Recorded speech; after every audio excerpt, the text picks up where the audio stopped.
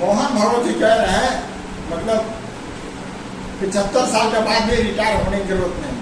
ऐसा क्यों?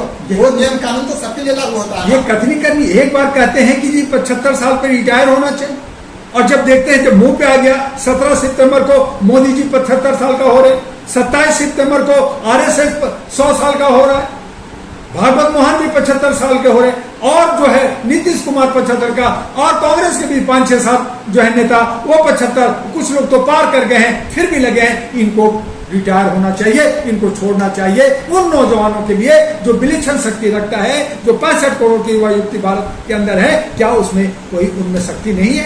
क्या वो देश को नहीं चला सकते? उनमें से क्या 543 नहीं है? क्या 272 नहीं है? क्या 50 नहीं है? सब है।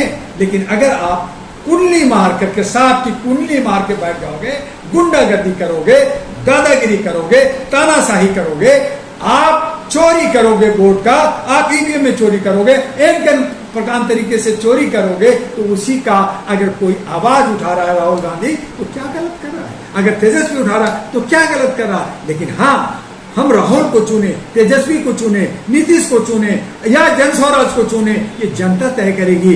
आज बिहार के अंदर त्रिकोणीय समस्या बन गई है कि क्या इंडिया जीतेगा, क्या इंडिया जीतेगा, क्या जन स्वराज जीतेगा, अब तो जनता तय करेगी।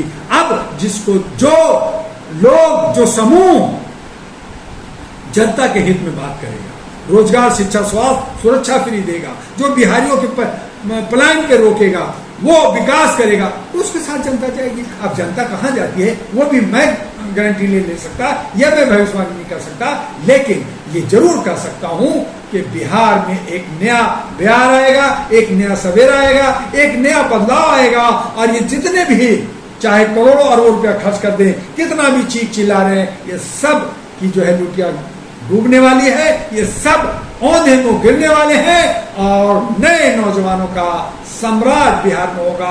वहीं से दशा दिशा पूरे भारत को मिलेगा, फिर बंगाल को, फिर आसाम को, फिर जो है केरला को, और तमिलनाडु को भी अगले साल चुनाव है, इसलिए वो तमाम नेता बिहार में आ रहे हैं। ये सब सियासत का खेल कर रहे हैं। डॉक्टर दुआ का कहना है, इन तमाम सियासतदान जो कॉर्पोरेट पार्टियां हैं, ये जो पारिवारिक पार्टियां हैं, जो लगातार ये लूट रहे हैं, जो हमारे जनप्रतिनिधि चोर उचक्के बन करके, जय चंद बन करके, चिपक करके और गलत डाकू सरदार बना रखा है, उन तमाम लोगों को हराना होगा और लोकतंत्र और संविधान को बचाना होगा।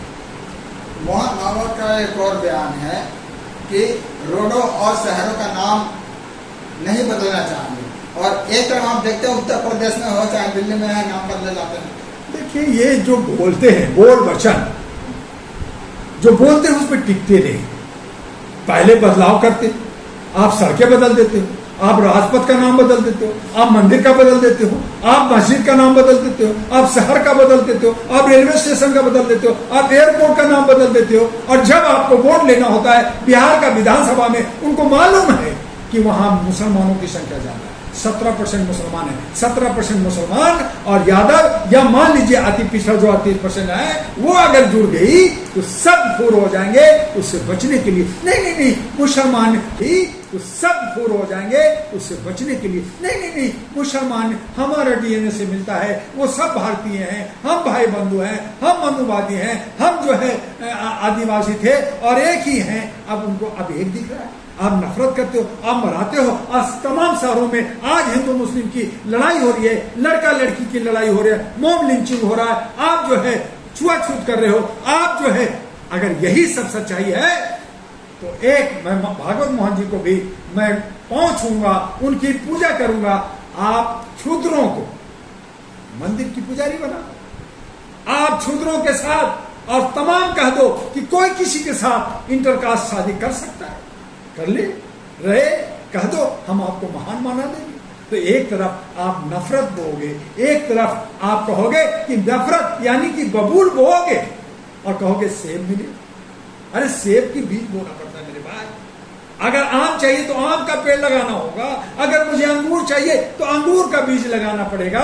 वहां बबूल बोओगे, वहां जहर बोओगे, वहां पे अफीम बोओगे और कहोगे कि मुझे मीठा मीठा चाहिए।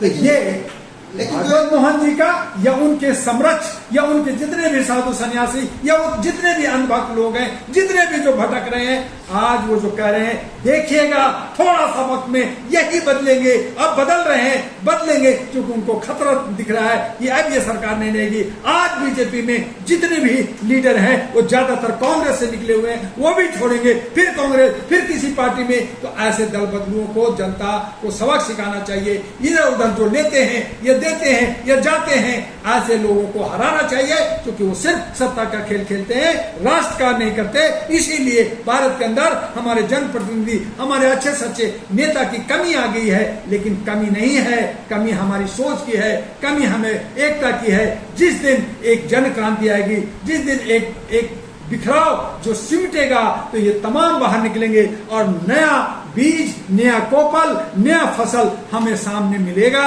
हमारा देश के अंदर 6 ऋतुएं हैं, बदलती है। इनको जो ये कहते हैं मैं हिंदू राष्ट्र बनाऊंगा, मैं ये कहते हैं मैं ये करूंगा, अरे इनसे पूछो कि हिंदी की 12 महीना का नाम बता दो। इनको जनगण पूरा सुना दो, आप वंदे मातरम सुना दो, आप प्रेमबल सुना दो, आप मौलिक अधिकार सुना दो, कुछ नहीं आता। लेकिन ये राजनीति करते हैं, ये नफरत फैलाते हैं, ये राष्ट्रभक्त नहीं, ये सब भोगी भक्त हैं। और ये भोगी भक्तों से हमें सावधान रहना होगा।